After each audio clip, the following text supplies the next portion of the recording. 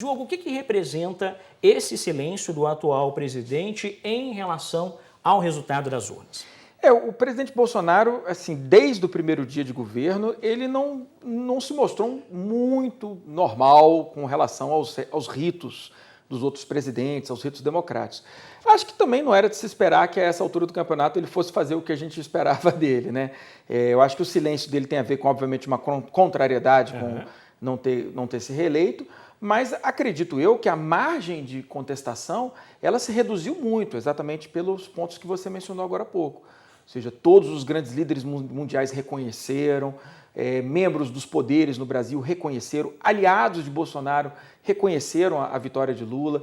Então ele tem pouca margem, penso eu, para contestar o processo. Ele foi um processo que transcorreu dentro da normalidade, as urnas funcionaram, a Justiça Eleitoral trabalhou, as pessoas foram à rua livremente expressar a sua vontade, a democracia funcionou. Não é? Então, assim, eu acho que não há margem. O que a gente tem tido notícia agora na manhã, como, por exemplo, essas manifestações dos caminhoneiros, acho que isso não condiz, não é, com o modo regular e bonito, inclusive, que a gente viu a votação acontecendo. Ela existiu, ela funcionou, democracia é assim, ganha-se e perde-se, e tem que se respeitar o resultado, né? Então, dentro de tudo isso que você falou, as chances seriam pequenas de acontecer algum tipo de retaliação ou mesmo golpe, tanto por parte do atual presidente e dos seus apoiadores. Ele tem pouco espaço para fazer isso, né? Ou seja, creio eu que pouca gente o apoiaria, o modo como os líderes mundiais se posicionaram rapidamente. Joe Biden mandou os parabéns para o Lula quase que instantaneamente ao Tribunal Superior Eleitoral divulgar o resultado, né? Então eu acho que há pouca margem de manobra para se contestar e efetivamente foi o que se viu, né? Porque não é porque a eleição foi apertada, que foram em torno de 2 milhões de votos, que isso descontra o resultado, né? A regra majoritária é 50% mais um, ou seja, então é isso, funcionou, a democracia funcionou, né? Então acho que essas notícias que a gente tem recebido dos caminhoneiros insatisfeitos com o resultado, parando as ruas, né, parando as rodovias e tal, não é legal, não é? Não é legal porque abre precedente para que eventuais derrotados sintam-se à vontade em contestar o jogo. E não é assim que funciona, né? Tá certo. Vamos seguir falando agora sobre os desafios do então presidente eleito Luiz Inácio Lula da Silva para o seu terceiro mandato. Lula chega agora à presidência num cenário muito diferente em relação à composição do Senado e também do Congresso do que nos mandatos anteriores. Você acha que a capacidade de articulação de Lula vai ser suficiente para esse momento, para fazer a gestão pública? Eu acho que ele chega num cenário diferente e ele também chega de uma forma muito diferente, não é? Não é nada desprezível o dado de que das 9 eleições que nós tivemos na Nova República, o PT ganhou 5 delas, não é? E dessa vez ele ganhou a eleição tendo ao lado dele políticos de nome, de peso das últimas 3 décadas, não é? Figuras como Fernando Henrique Cardoso, né? O ex-adversário dele da última eleição, Geraldo Alckmin, é vice na chapa. Então ele chega agora num cenário que promete ser um cenário mais desafiador, mas ele também chega com uma espécie de frente ampla que efetivamente se consolidou. Ao lado dele, Simone Tebet, Marina Silva, o PDT de Ciro Gomes manifestou apoio. Então ele chega num movimento muito maior. Eu acho que isso dá a ele a chance de reativar essa capacidade que a política tem de trabalhar, não é? Ou seja, algumas das matérias que a gente viu agora de manhã aqui no Alterosa mostram isso. As pessoas têm demandas, as pessoas têm questões de saúde, educação, habitação.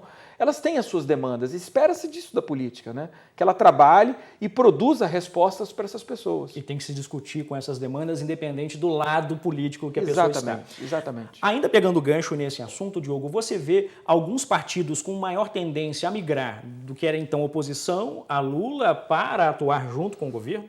Isso é uma coisa que o telespectador não precisa se assustar quando ele começar a ler notícias sobre isso, né?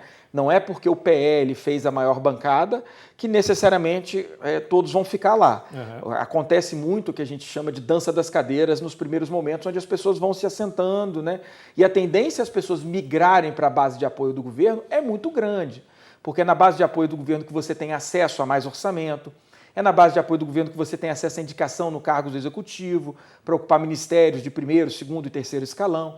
Então, assim, quem ganha o executivo, quem ganha a presidência, tende a construir maioria no interior do Congresso como um movimento quase que natural. A gente vai ver isso agora. O PT fez uma bancada expressiva, se somarmos a federação, ele aliado a outros partidos de esquerda, tiveram uma bancada expressiva e isso tende a aumentar, né? Mas e também não é, enfim, a gente também não precisa se assustar com a ideia de que o Congresso vai contestar o presidente, ou seja, democracia é isso também, né?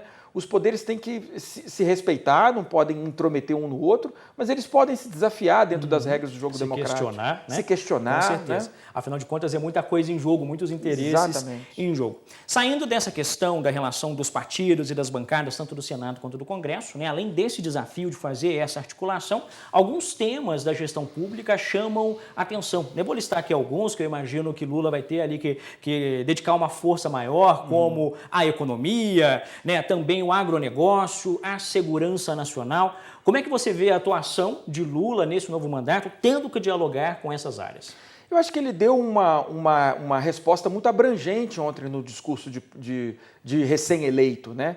O discurso da vitória do Lula não foi um discurso nada revanchista, não foi um discurso nada rancoroso, né?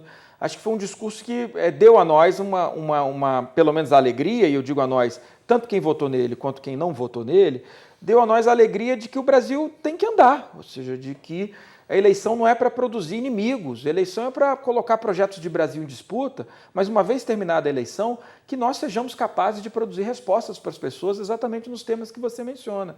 E eu acho que o discurso dele foi muito abrangente, né? Tocou todos esses temas, né? A proteção dos povos originários, a questão da educação, a defesa das mulheres, ou seja, temas que o acompanharam durante a campanha. Então, assim, agora é trabalhar. Né? E trabalhar envolve, inclusive, a gente ter a capacidade de janeiro em diante de criticar o governo, de falar uma eventual insatisfação, ou seja, democracia é assim. Nós não podemos ter medo do conflito, o conflito faz parte da vida democrática. O problema é a violência. Né? O problema é que quando o conflito vira violento. Né? Então é isso que a gente não quer, que a gente não quis ver durante a campanha e que a gente não quer ver no futuro governo. Que a violência ela até inibe e parece que tira o direito do outro de protestar, de compartilhar a sua opinião, ainda que seja contrária. Né? A democracia se faz, de fato, com diálogo e não com violência.